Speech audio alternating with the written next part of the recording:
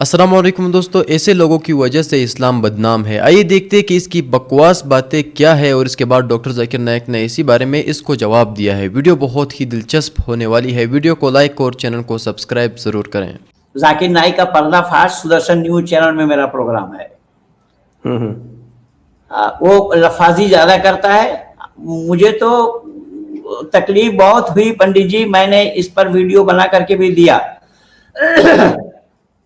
کہ مجھے حیرانی اس بات کی ہے کہ ہمارے ہندو گھرانے کے بچے، بیٹا اور بیٹی، یہ پڑھے لکھے ہیں اور یہ سڑک پر کاغذ چننے والے لوگوں کے باتوں سے بہک جاتے۔ یہ میں نہیں سمجھ پایا کہ ان کی بدھی متا کہاں ہے،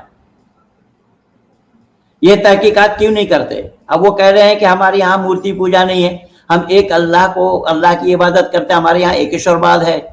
تو میں نے اپنے بچوں کو سکھایا ایکیشور باد، وید سے بڑھ کر کے ایکیشور باد کون پائے گا، کہاں پائے گا، کس کے پاس پائے گا۔ اس پر بھی میرا ڈیبیٹ ہوا۔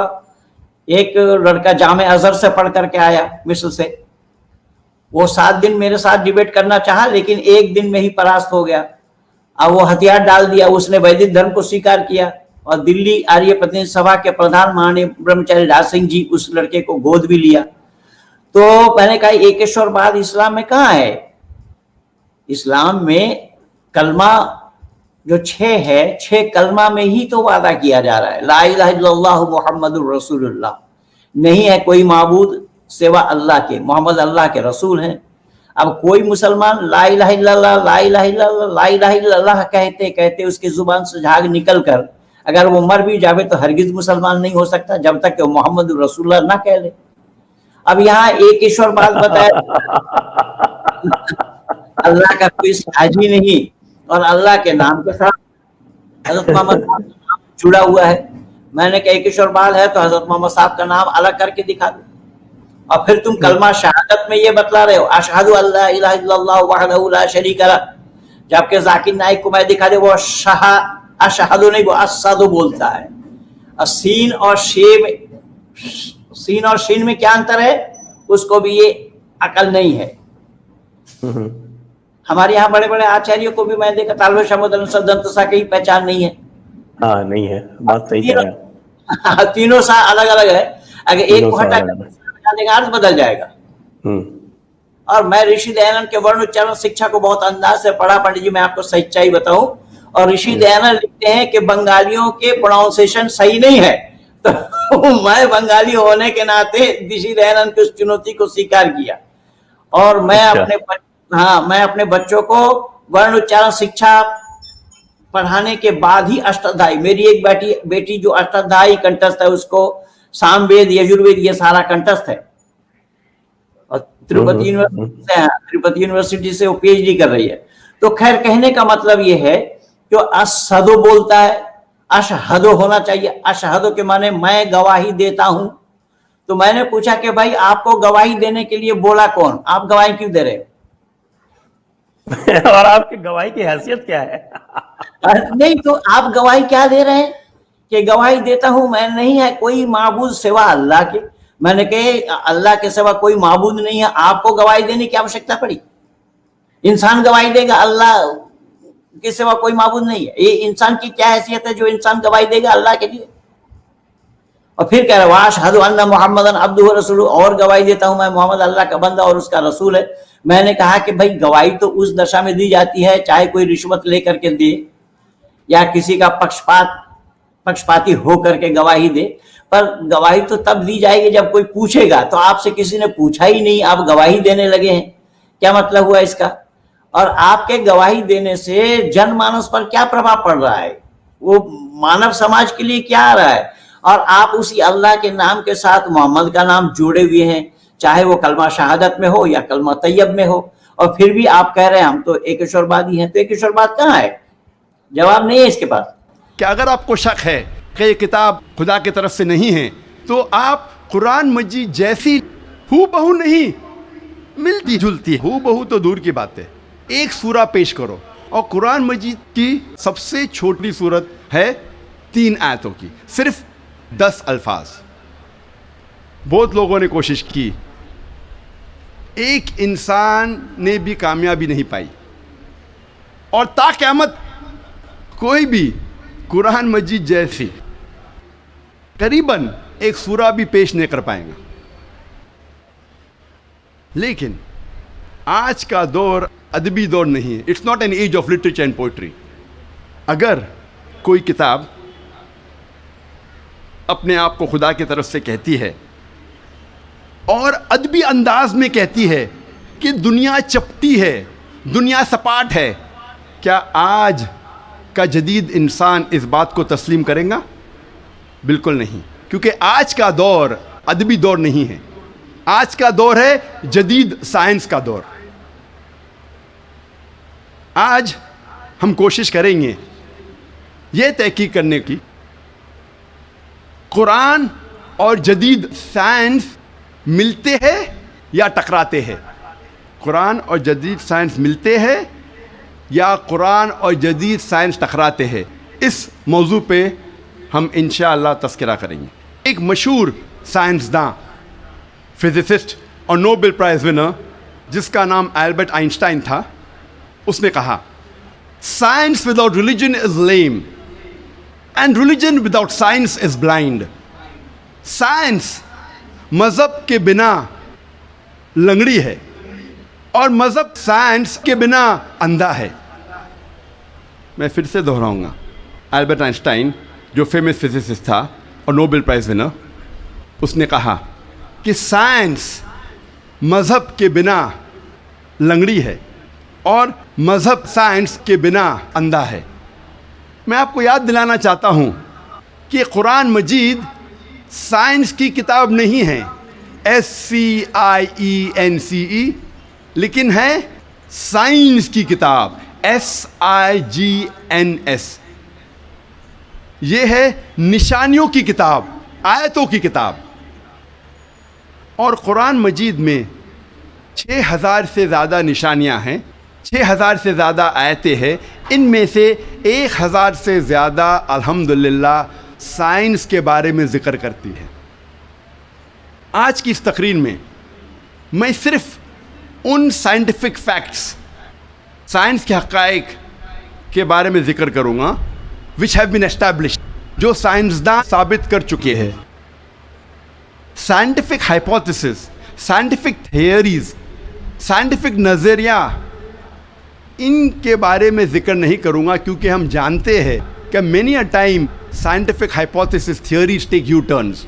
ये साइंस के नज़रिए जो हैं कई बार वो अपने नज़रिए से पलट जाते हैं। इसीलिए इस तकरीर में सिर्फ मैं साइंटिफिक फैक्ट्स के बारे में ज़िक्र करूँगा, साइंस के हक़ाइक़ के बारे में। सबसे पहले हम तज़किरा करेंगे एस्ट्रोनॉमी के बारे में, फ़ल्कियात के बारे में। 35 से 40 साल पहले कुछ साइंसदान ने तहकीक की एक मौजू पे, तख्लीक़ कायनात, मतलब क्रिएशन ऑफ द यूनिवर्स। और इन साइंसदान ने कहा कि हमारी कायनात सबसे पहले एक प्राइमरी नेबुला था, बुनियादी गोला, इब्तिदाई गोला। उसके बाद there was a secondary separation, दूसरी जुदाई, दूसरी अलहदगी, और एक बड़ा धमाका होता है बिग बैंग। उसके बाद वजूद में आया गैलेक्सीज, कहकशाएँ, सितारे, सैयारे, चांद, सूरज और ये ज़मीन जिसमें हम रहते हैं। इसे साइंसदान ने कहा बिग बैंग, बड़ा धमाका। ये जो साइंसदान ने तकरीबन 40 साल पहले ढूंढा किस तरीके से कायनात वजूद में आई, तख्लीक़ कायनात, कुरान मजीद में इसका ज़िक्र 1400 साल पहले है। और मैंने इस तकरीर के शुरू में एक आयत की तिलावत की, सूरह अंबिया की, सूरह नंबर 21 आयत नंबर 30, जहाँ अल्लाह सुब्हानहू व तआला फरमाते अवलम यल्लज़ीना कफ़रू, क्या इनकार करने वाले ये नहीं जानते, अन्ना समावाति वल अर्द कानता रतकन फफतकनहुमा, कि ज़मीन और आसमान एक थे, जुड़े हुए थे और हमने उन्हें जुदा किया। ये जो तख्लीक़ कायनात, creation of the universe, big bang, बड़ा धमाका, जो साइंसदान को 40 साल पहले पता चला, कुरान मजीद में इसका ज़िक्र है 1400 साल पहले। कुरान मजीद में अल्लाह सुब्हानहू व तआला फरमाते हैं सूरह फुसिलत में, सूरह नंबर 41 आयत नंबर 11 और 12 में, कि अल्लाह सुब्हानहू व तआला ने आसमान की तरफ देख के कहा जब वो धुआं था कि आसमान और ज़मीन एक साथ आ जाओ, विलिंगली और अनविलिंगली, अपने मर्जी से या अपने मर्जी के बिना। और उनने कहा कि हम अपने मर्जी से एक साथ आ जाते हैं। कुरान मजीद में लिखा है कि आसमान सबसे पहले धुआं था, अरबी लफ्ज़ है दुखान। और आज के साइंसदान ये कहते हैं कि कायनात बनने के पहले ये आसमान धुआं था। इंग्लिश में कहते हैं गैस, लेकिन अरबी में दुखान के मानी है स्मोक। कुछ मुफस्सरीन ने तर्जुमा किया मिस्ट, धुंध, जो मेरे हिसाब से सही तर्जुमा नहीं, क्योंकि धुंध होता है ठंडा और धुआं होता है गरम। धमाके के बाद हम अक्सर देखते हैं गरम धुआं, धुंध नहीं देखते। तो कुरान मजीद में लिखा है कि आसमान था धुआं। और आज साइंस ये कहती है कि स्मोक गैस से और बेहतरीन लफ्ज़ है। जो कुरान मजीद में दुखान लिखा है वो गैस से और बेहतरीन है, और scientifically smoke is a better word then gas. आप सोच सकते कुरान मजीद में इसका जिक्र है 1400 साल पहले। इंसान पहले समझते थे कि ज़मीन सपाट है, चपटी है। सबसे पहली बार अगर कोई इंसान ने यह साबित किया कि दुनिया बैज़वी है, वो ऐसा Francis Drake sun 1577 1577 when he sailed around the earth, जब समुंदर पे सफ़र किए दुनिया के गोल, सर फ्रांसिस ड्रेक ने साबित किया कि दुनिया बैज़वी है। कुरान मजीद में इसका जिक्र है 1400 साल पहले। कुरान में अल्लाह ताला फरमाते हैं सूरह लुक़मान में, सूरह नंबर 31 आयत नंबर 29 में, अलम तरा अन्नल्लाह युलीजुल लैला फिन नहारी व युलीजुल नहारा फिल लैली। अल्लाह सुब्हानहू व तआला ने रात को धीरे धीरे आहिस्ते आहिस्ते दिन में तब्दील किया, और दिन को धीरे धीरे आहिस्ते आहिस्ते रात में तब्दील किया।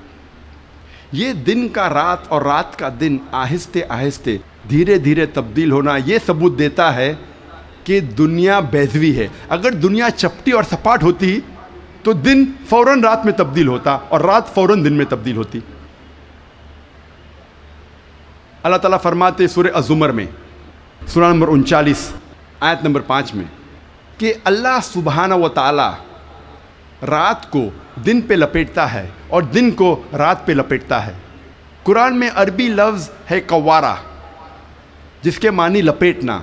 जिस तरीके से एक इंसान फेटा सिर पे लपेटता है, a person coils the turban on the head, उसी तरीके से अल्लाह ताला फरमाते हैं कि रात दिन पे लपेटी जाती है और दिन रात पे लपेटा जाता है। ये दिन का रात और रात का दिन पे लपेटना उसी वक्त पॉसिबल है जब दुनिया बैज़वी है। अगर दुनिया चपटी और सपाट होती तो ये मुमकिन ना होता। कुरान मजीद में अल्लाह ताला फरमाते हैं सूरह नाज़ियात में, सूरह नंबर 79 चैप्टर 79 आयत नंबर 30 में, वल अर्द बाद ज़ालिका दहाहा, और उसके बाद अल्लाह सुब्हानहू व तआला ने ज़मीन को फैलाया बिछौना जैसे।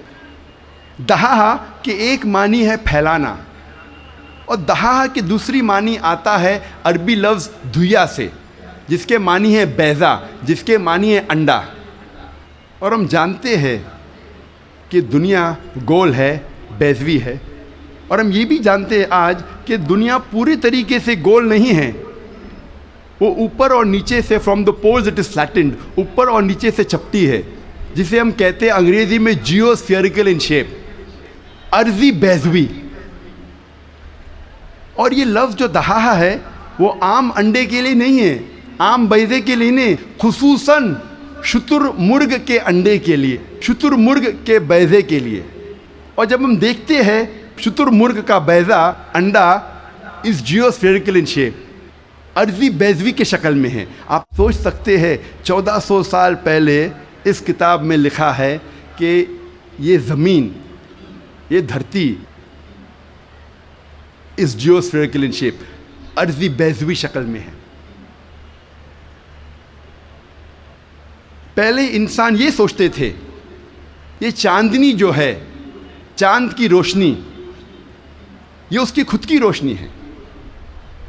چند صدی پہلے ہمیں پتہ چلا کہ چاند کی روشنی، چاندنی اس کی خود کی روشنی نہیں ہے، یہ سورج کی لی ہوئی روشنی ہے، سورج کی منعکس شدہ ریفلیکٹڈ لائٹ ہے، بوروڈ لائٹ ہے. قرآن مجید میں اللہ سبحانہ تعالیٰ فرماتے ہیں سورہ فرقان میں، سورہ نمبر 25 آیت نمبر 61 میں، اللہ سبحانہ و تعالیٰ نے آسمان میں برج رکھے، تاروں کے جھنڈ، اور اس میں رکھا سورج جس کے پاس خود کی روشنی ہے، سلگتا ہوا چراغ، اور رکھا چاند جس کی لی ہوئی روشنی ہے. قرآن میں سورج عربی میں کہا گیا ہے شمس، اور اس کی روشنی کو کہا گیا ہے سراج، وہاج اور دیا، جس کے معنی ہے سلگتا ہوا چراغ یا مشال یا دیا. تینوں کے معنی ہیں کہ سورج کی روشنی خود کی ہے، اور چاند کو کہا گیا ہے قرآن مجید میں قمر، اور چاندنی کو کہا گیا ہے منیر یا نور. منیر مینز بوروڈ لائٹ، لی ہوئی روشنی، یا نور میننگ ریفلیکٹڈ لائٹ، منعکس شدہ روشنی، ریفلیکٹڈ لائٹ.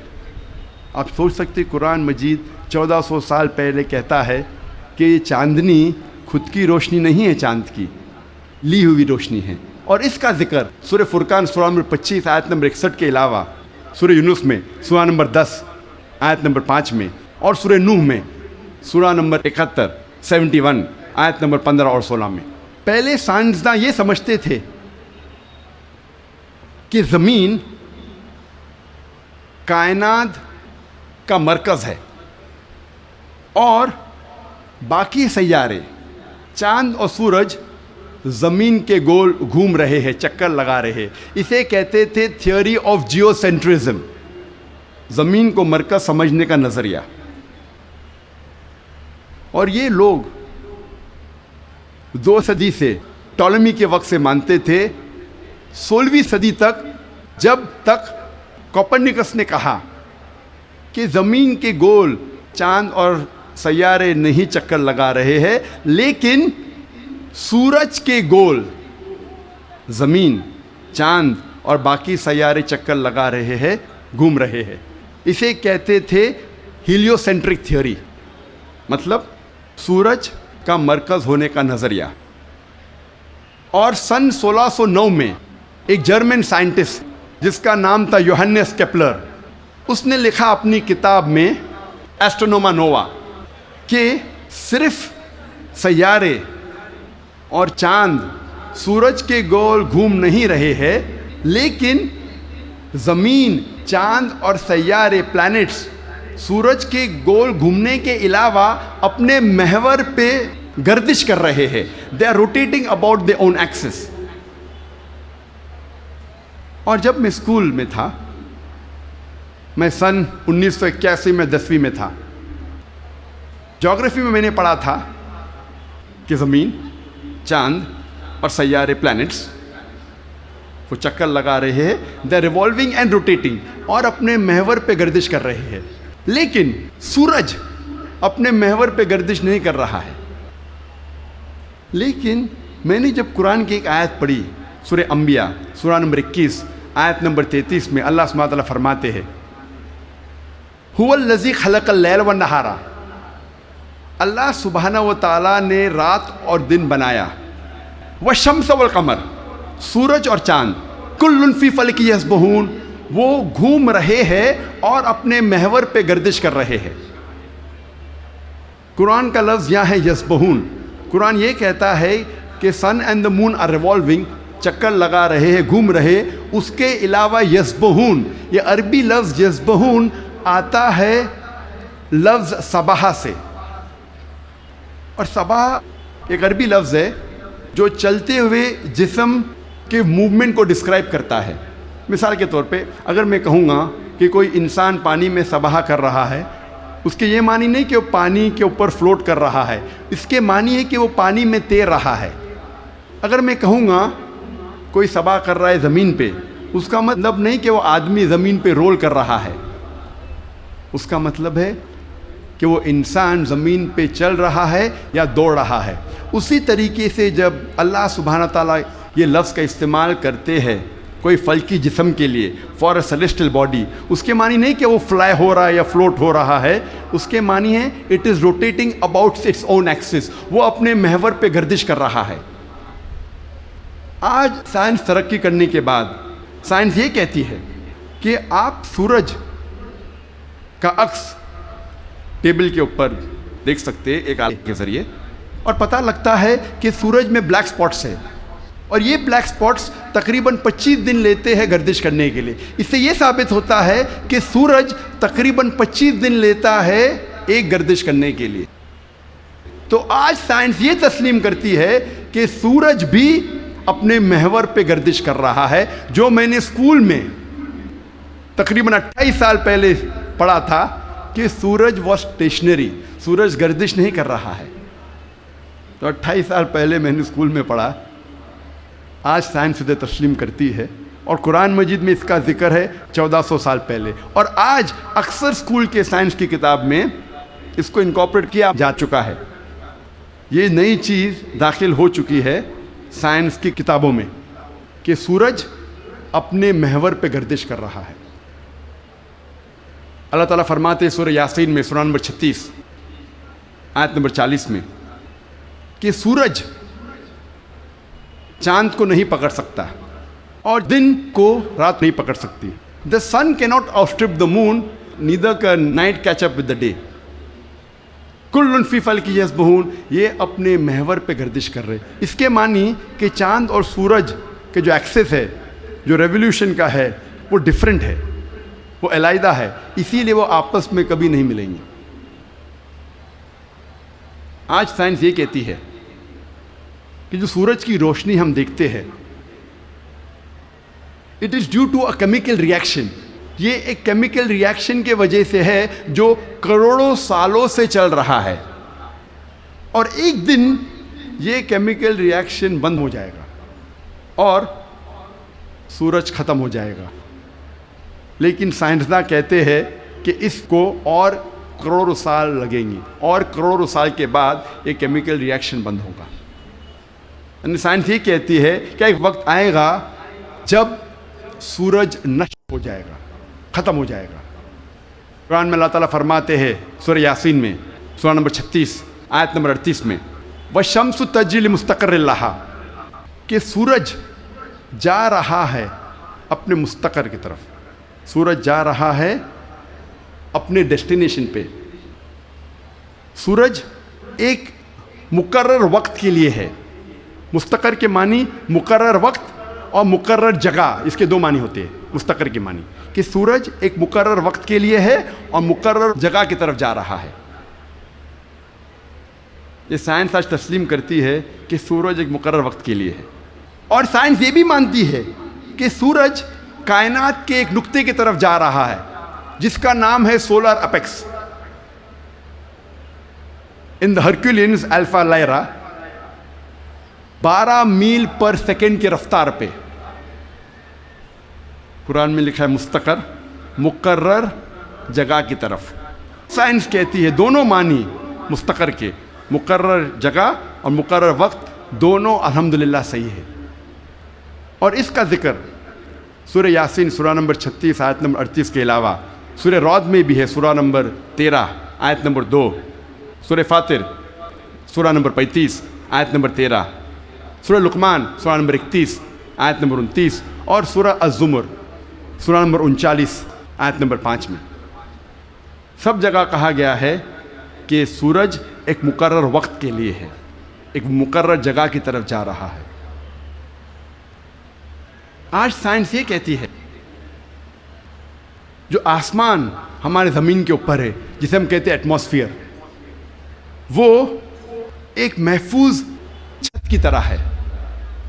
اور سائنسداں یہ کہتے ہیں کہ خطرناک rays like ultraviolet rays, X rays, یہ چھت، یہ ایٹماسفیئر ان خطرناک ریز کو زمین پہ آنے سے روکتا ہے، ورنہ زمین پہ جاندار چیز مٹ جائیں گی. قرآن میں اس کا ذکر ہے سورہ انبیاء میں، سورہ نمبر 21 آیت نمبر 32 میں، کہ اللہ سبحانہ و تعالیٰ نے آسمان کو ایک محفوظ چھت بنایا، اور پروٹیکٹڈ سیلنگ، اور کینوپی ویل گارڈڈ.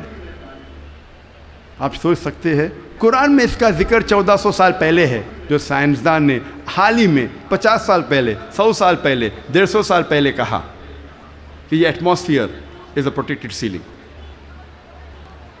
جب میں اسکول میں تھا تقریباً 28 سال پہلے، میں نے سائنس میں سیکھا تھا there are 3 types of matter, solid, liquid and gas. 3 قسم کے مادہ تھے، سالڈ، لکوڈ اینڈ گیس. آج سائنس یہ کہتی ہے کہ 3 مادہ، 3 اسٹیٹس آف میٹر کے علاوہ اور بھی ہے. ہم پہلے یہ سمجھتے تھے کہ آرگنائز ایسٹرونومیکل سسٹمز کے باہر، آرگنائز فلکیات کے باہر خلا تھا، ویکیوم تھا. آج سائنس کہتی ہے کہ انٹرسٹیلر اسپیس، سیارے کے بیچ مادے کے پل ہے، برجز آف میٹر ہے، جسے آج ہم کہتے ہیں پلازما، جسے سائنسداں کہتے ہیں 4th اسٹیٹ آف میٹر.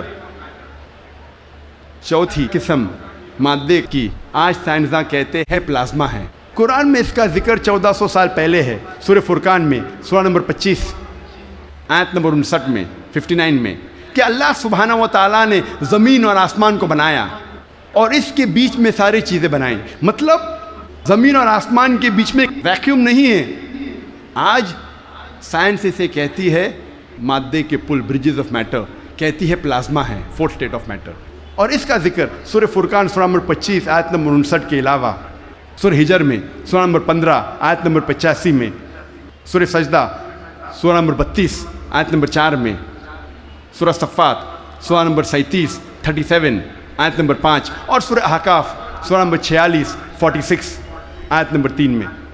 کئی جگہ لکھا ہے کہ اللہ سبحانہ و تعالیٰ نے زمین اور آسمان بنائے اور اس کے بیچ میں ساری چیزیں.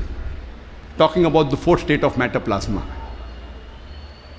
ایک مشہور سائنٹسٹ جس کا نام ایڈوین ہبل ہے، اس نے کہا تھا کہ کائنات پھیل رہی ہے، دا یونیورس از ایکسپینڈنگ. اور قرآن میں اللہ تعالیٰ فرماتے ہیں سورہ ذاریات میں، سورہ نمبر 51 آیت نمبر 47 آیت نمبر 47 میں، کہ ہم نے یہ کائنات بنائی پھیلتی ہوئی. عربی لفظ مؤسیونا، پھیلنا. اور آج سائنس اس کو تسلیم کرتی ہے کہ ہماری کائنات پھیل رہی ہے، our universe is expanding. کئی دشمن اسلام یہ کہیں گے، جو کرٹکس آف اسلام یہ کہیں گے کہ قرآن مجید میں فلکیات کا ذکر ہونا کوئی عجوبہ نہیں، نتھنگ گریٹ، کوئی بڑی بات نہیں ہے کہ قرآن مجید میں فلکیات کا ذکر ہے، کیونکہ عرب فلکیات میں ماہر تھے.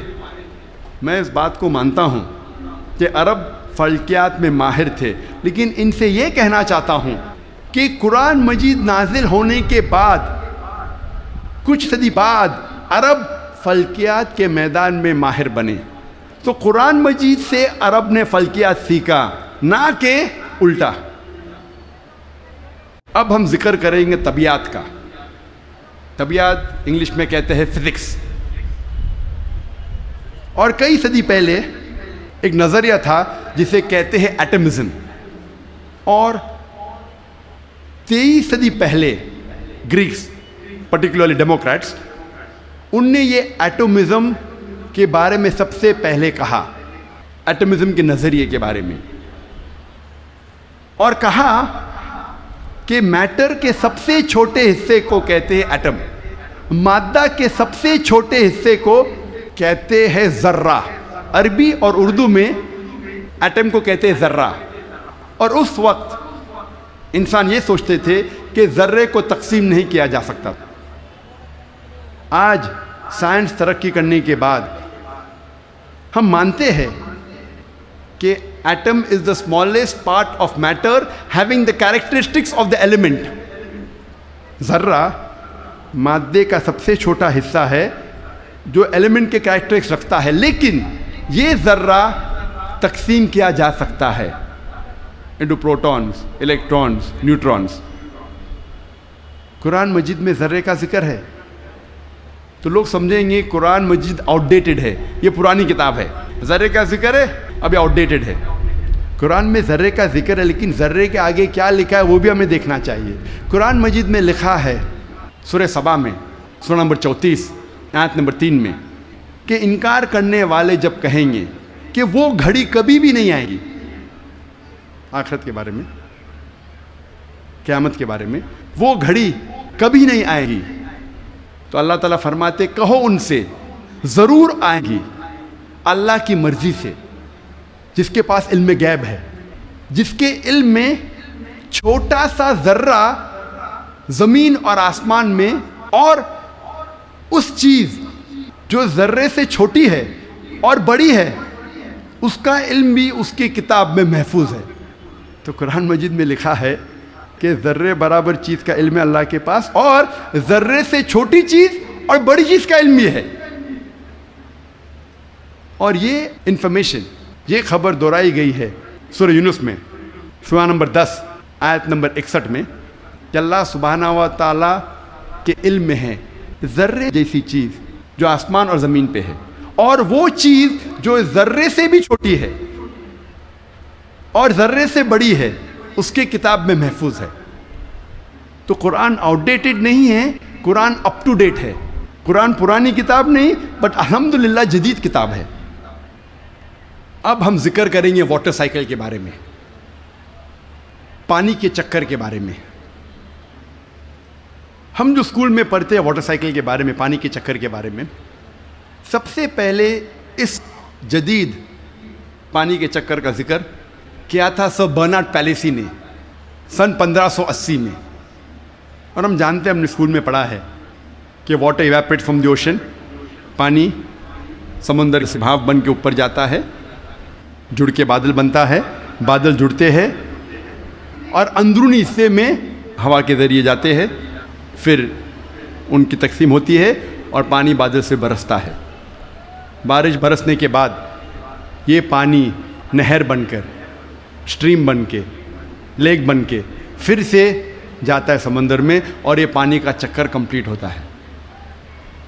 پہلے لوگ کو 16ویں صدی کے پہلے اس کا علم نہیں تھا.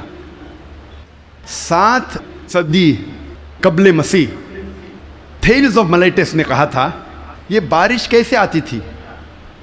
یہ جو اوشن کا سپرے ہے, سپرے آف دی اوشن, ہوا سے اٹھاتی تھی اور اندرونی حصے میں بارش جیسے برساتی تھی. یہ لوگ سمجھتے تھے بارش اس طریقے آتی تھی. لوگ کو یہ نہیں پتا تھا کہ زمین کے نیچے جو پانی ہے وہ کیسے جمتا تھا. کئی نظریہ تھے. لوگ پہلے سوچتے تھے کہ یہ ہوا کا دباؤ پانی پہ, سمندر پہ, پانی کو زمین سے نیچے لے جاتا تھا اور اس طریقے سے زمین کے نیچے پانی آتا تھا. لوگ پہلے یہ سمجھتے تھے at the time of Plato کے وقت کہ یہ پانی ایک خفیہ راستے سے واپس جاتا تھا سمندر کی طرف. سمندر میں secret passage, the great abyss known as the Tartarus at the time of Pluto. ایک خفیہ راستے سے پانی زمین کے نیچے سے جاتا تھا سمندر میں, اسے کہتے تھے گریٹ ایبس ٹارٹرس. اور یہ لوگ سمجھتے تھے 16ویں صدی تک. 18ویں صدی میں ڈیسکارٹس بھی اس بات کو تسلیم کرتا تھا, اور 19ویں صدی میں ایرسٹوٹل کا نظریہ بھی لوگ سمجھتے تھے صحیح ہے کہ viper was picked up and it condensed in mountain caverns which gave rise to underground lakes which was the source of water for the springs. یہ پانی کی بھاپ پہاڑ میں جم جاتی تھی اور پھر زمین کے نیچے بنتے تھے تالاب جو سپرنگز کو پانی دیتے تھے. یہ تالاب, انڈر گراؤنڈ تالاب جو ہے, سپرنگز کو پانی دیتے تھے. آج ہم جانتے ہیں یہ جو زمین کے نیچے پانی ہے یہ اصل میں جب بارش کا پانی گرتا ہے زمین پہ جو کریکس ہوتے ہیں اور سورسز کے ذریعے کریکس کے ذریعے یہ پانی نیچے جاتا ہے. قرآن مجید میں اس کا ذکر ہے سورہ الزمر میں سورہ نمبر 39 آیت نمبر 21 میں. اللہ سبحانہ و تعالیٰ آسمان سے پانی برساتا ہے اور زمین میں جس میں کریکس ہے اس کے ذریعے زمین میں پانی دیتا ہے, اور جو بوئی ہوئی زمین ہے وہ رنگ برنگی ہو جاتی ہے. It brings various colours of sown field. Allah تعالیٰ فرماتے ہیں سورہ روم میں سورہ نمبر 30 آیت نمبر 24 میں کہ اللہ سبحانہ و تعالیٰ آسمان سے بارش برساتا ہے اور مری ہوئی زمین میں جان ڈالتا ہے. اللہ تعالیٰ فرماتے ہیں سورہ مومنون میں سورہ نمبر 23 آیت نمبر 18 میں کہ اللہ سبحانہ و تعالیٰ پانی آسمان سے برساتے ہیں اور اس پانی کو جما سکتے ہیں اور اس پانی کو بہا سکتے بھی ہے. بہانے پہ قادر ہے. Allah can store the water as well as drain it. Quran میں ذکر آتا ہے سورہ طارق میں سورہ نمبر 86 چیپٹر 86 آیت نمبر 11 میں وَالسَّمَاءِ ذَاتِ الرَّجْ, that heaven which returns, وہ آسمان جو واپس دیتا ہے. ایک معنی وَالسَّمَاءِ ذَاتِ الرَّجْ کی ہے کہ جو ڈینجرس ریز ہے, ultraviolet rays, X rays, جو زمین پہ آنے کے پہلے آسمان اسے واپس پھینک دیتا ہے اس طرف. اس کے علاوہ یہ جو پانی کا بھاپ ہے, واٹر ویپرائز ہوتا ہے, بادل میں بنتا ہے اور پھر سے یہ آسمان اس پانی کو زمین پہ برساتا ہے. وَالسَّمَاءِ ذَاتِ الرَّجْ. اللہ تعالیٰ فرماتے سورہ الحجر میں سورہ نمبر 15 آیت نمبر 22 میں وی کاز فیکنڈیٹنگ ونڈز, ہم ہوا کے ذریعے بادل کو بھوجل کرتے ہیں. عربی لفظ لواقی, لقا سے آتا ہے, جس کا معنی ہے ٹو امپریگنیٹ, ٹو فیکنڈیٹ, برآور کرنا, بوجھل کرنا. ہوا بادل کو پولن گرینز کے ذریعے بوجھل کرتی ہے. It impregnates the cloud. اور دوسری وجہ ہے کہ بادل جب آپس میں ملتے ہیں دے کنڈینس, اس کے بعد پانی برستا ہے. قرآن میں اللہ تعالیٰ فرماتے ہیں سورہ نور میں سورہ نمبر 24 آیت نمبر 43 میں 43 میں اللہ سبحانہ و تعالیٰ ہوا کے ذریعے بادل کو چلاتے ہیں, لے جاتے ہیں, جینٹلی پشز دا کلاؤڈس. پھر یہ بادل آپس میں جڑتے ہیں, بڑے ہو جاتے ہیں, اس کے بعد پانی بادل سے برستا ہے. اللہ تعالیٰ فرماتے ہیں سورہ روم میں سورہ نمبر 30 آیت نمبر 48 میں اللہ سبحانہ و تعالیٰ ہوا کے ذریعے بادل کو ہلاتے ہیں اور لے جاتے ہیں اندرونی حصے میں. اس کے بعد بادل کو چھوٹے چھوٹے حصے میں تقسیم کرتے ہیں. اس کے بعد پانی بادل سے برستا ہے. قرآن مجید میں پانی کے چکر کے بارے میں گہرائی سے ذکر ہے, تفصیل سے ذکر ہے کئی جگہ. سورہ اعراف میں سورہ نمبر 7 آیت نمبر 57 میں, سورہ رعد سورہ نمبر 13 آیت نمبر 17 میں, سورہ فرقان سورہ نمبر 25 آیت نمبر 48 اور 49 میں, سورہ فاطر سورہ نمبر 35 آیت نمبر 9 میں, سورہ یاسین سورہ نمبر 36 آیت نمبر 34 میں, سورہ جاسیہ سورہ نمبر 45 آیت نمبر 5 میں, سورہ قوف سورہ نمبر 50 آیت نمبر 9 اور 10 میں, سورہ واقعہ سورہ نمبر 56 آیت نمبر 68 to 70, سورہ ملک سورہ نمبر 67 آیت نمبر 30, سورہ طارق سورہ نمبر 86 آیت نمبر 11. کئی آیتیں ہیں قرآن مجید میں جو تفصیل کے ساتھ ذکر کرتے ہیں پانی کے چکر کے بارے میں. صرف پانی کے چکر کے بارے میں اگر ذکر کرے گھنٹوں تک تقریر دے سکتے ہیں. صرف قرآن مجید میں پانی کے چکر کا ذکر. اب ہم تذکرہ کریں گے ارضیات کے بارے میں, جیولوجی. آج ماہرین ارضیات جیولوجسٹ یہ کہتے ہیں کہ زمین کا ریڈیس نصف قطر, ریڈیس اردو میں کہتے ہیں نصف قطر, وہ تقریباً 3750 میل ہے. اور جو اندرونی حصہ ہے زمین کا وہ سیال ہے, لیکوڈ ہے, ہاٹ لیکوڈ, گرم سیال, اور اس میں کوئی جاندار چیز جی نہیں سکتی. لیکن اوپر کا حصہ ہے وہ سالڈ ہے, وہ ٹھوس ہے، اور اوپر جو سپرفیشل ارتھ کرسٹ ہے، زمین کی سطح، ارتھ کرسٹ، یہ بہت پتلی ہے، تقریباً 1 سے 30 میل پتلی، صرف 1% سے کم، اور بہت سے امکان ہے کہ یہ زمین کی سطح ہل جائیں گی، ارتھ کرسٹ ول شیک۔ آج سائنسداں یہ کہتے ہیں due to the folding phenomena it gives rise to mountain ranges, ایک فولڈنگ فنومینا ہے جس سے پہاڑ پیدا ہوتے ہیں، اور اس پہاڑ کے وجہ سے زمین کی سطح کو استحکام ملتا ہے، اسٹیبلٹی ملتی ہے۔ قرآن مجید میں اللہ تعالیٰ فرماتے ہیں سورہ نبا میں، سورہ نمبر 78 78 آیت نمبر 6 اور 7 میں، ہم نے زمین بچھائی ہے، والجبال اوتادا، اور پہاڑ کو اوتاد جیسا بنایا ہے۔ اوتاد عربی میں کہتے ہیں کھوٹے کو، ٹینٹ پیگز، سٹیکس، میخو، اور ہم جانتے ہیں جب ٹینٹ پیگ کو زمین میں ہم ڈالتے ہیں، جب کھوٹے کو زمین میں ڈالتے ہیں تو اکثر حصہ زمین کے نیچے گڑ جاتا ہے، اوپری حصہ بہت کم رہتا ہے، 10% سے کم۔ جس طریقے سے آئس برگ پانی میں، برف کا گولا آئس برگ جب پانی میں دیکھتے ہیں صرف 10% پانی کے اوپر ہے، 90% سے زیادہ پانی کے نیچے، اسی طریقے سے پہاڑ جو اوپری حصہ ہم پہاڑ کا دیکھتے ہیں وہ کھوٹے جیسا ہے، میخو جیسا ہے، ٹینٹ پیگ جیسا ہے، اوپر کا حصہ بہت چھوٹا ہے، اکثر تقریباً 90% زمین کے نیچے ہے،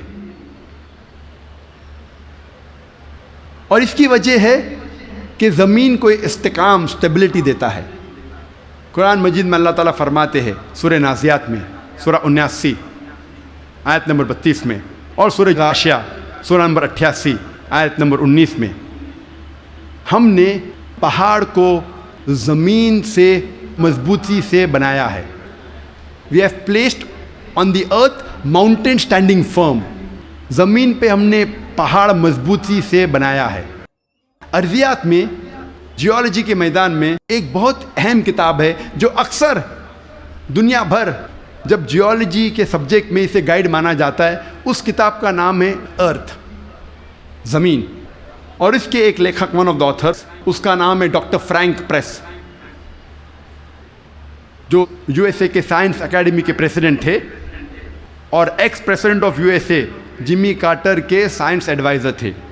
ڈاکٹر فرینک پریس ارتھ کتاب میں پہاڑ کا نقشہ بناتے ہیں اور دکھاتے ہیں کہ پہاڑ کے جڑ زمین کے نیچے ہے، ویج شیپڈ، اور لکھتے اپنی کتاب میں کہ پہاڑ کا اہم مقصد ہے کہ زمین کو استحکام دینا، to give stability to the earth, اور قرآن میں ہو بہو وہی ذکر ہے 1400 سال پہلے، سورہ انبیاء میں سورہ نمبر 21 آیت نمبر 31 میں، سورہ نحل سورہ نمبر 16 آیت نمبر 15، اور سورہ لقمان سورہ نمبر 31 آیت نمبر 10 میں، کہ ہم نے زمین پر پہاڑ جما کے رکھا ہے تاکہ زمین نہ ہلے۔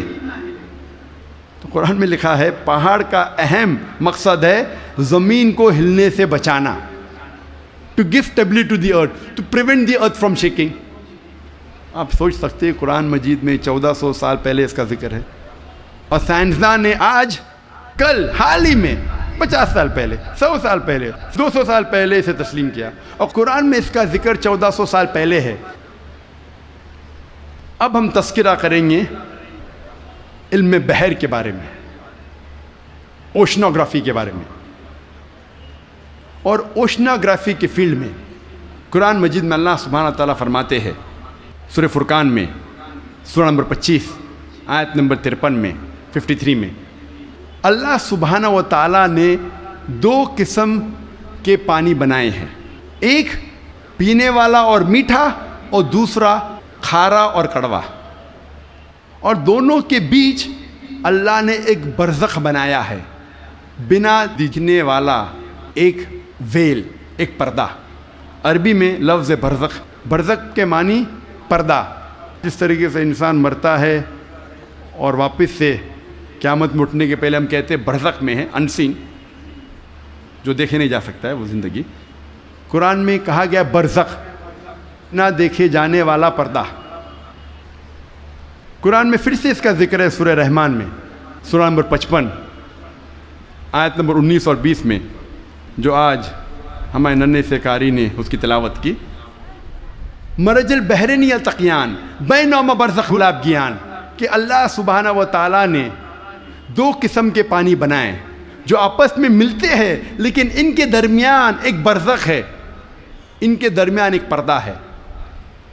لوگ پہلے جانتے تھے کہ دو قسم کے پانی ہیں، کھارا اور میٹھا، کھارا پانی میٹھا پانی، لیکن مفسرین قرآن یہ نہیں سمجھ پاتے تھے اللہ تعالیٰ کیا کہنا چاہتا ہے جب کہتا ہے کہ کھارے اور میٹھے پانی کے درمیان برزخ ہے. پانی آپس میں ملتا ہے لیکن یہ ایک دوسرے سے گھل مل نہیں سکتا. کھارا پانی اور میٹھا پانی ملتا ہے لیکن ان کے درمیان برزخ ہے تاکہ ایک پانی دوسرے پانی میں مل نہیں سکے. تو مفسر قرآن یہ سمجھ نہیں پاتے تھے اللہ تعالیٰ کیا فرمانا چاہتا ہے.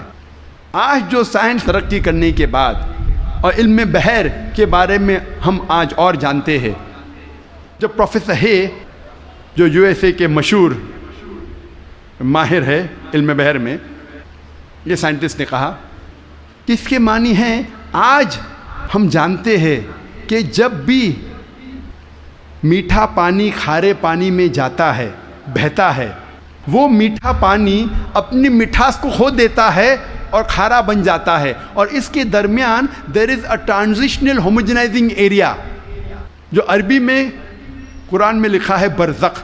تو دوستو یہ تھی ہماری آج کی ویڈیو، امید ہے کہ آپ کو پسند آئی ہوگی. اس طرح کی دلچسپ اور لیٹسٹ ویڈیوز دیکھنے کے لیے ہمارے چینل کو سبسکرائب اور ویڈیو کو لائک ضرور کریں. ابھی تک کی ادھر تھے تو امید ہے کہ آپ کو ہماری ویڈیو پسند آئی ہو. آپ کے ذہن میں کوئی بھی سوال ہو ہمارے چینل کے حوالے سے یا ڈاکٹر ذاکر نائک کے حوالے سے آپ پوچھ سکتے ہیں، ہم آپ کو جواب دیں گے. آج کے لیے اتنا ہی، ملتے ہیں نیکسٹ ویڈیو میں. اللہ حافظ.